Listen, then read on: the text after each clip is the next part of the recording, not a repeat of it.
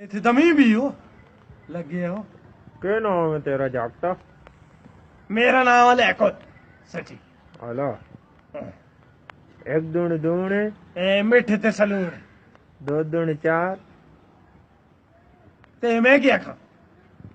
2 ਦੂਣੇ 5 ते त्रै दूने 6 ते सात दूने 8 आठ दूने 5 ते नौ दूने 10। ते मसीत किस नहीं है ਮਸਜਿਦ ਕਿਹੜੀ?